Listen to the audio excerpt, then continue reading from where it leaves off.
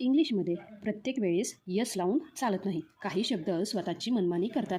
तुम्ही म्हणाल मॅन आहे तर मॅनचं मॅन्स का होत नाही? कारण हे आहेत इरेग्युलर प्युरल्स, म्हणजेच काय, अनियमित अनेकवचन.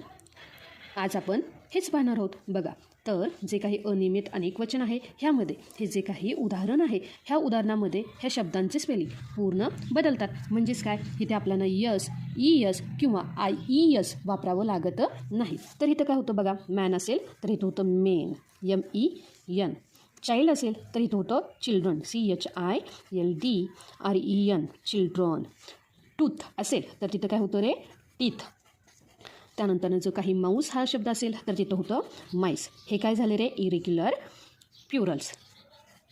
हे शब्द पाठ करावीच लागतात. अशाच हटके टिप्ससाठी माझ्यासोबत जोडले राहा. व्हिडिओ आवडला असेल तर लाईक करा आणि आपल्या मित्रांमध्ये शेअर करायला विसरू नका.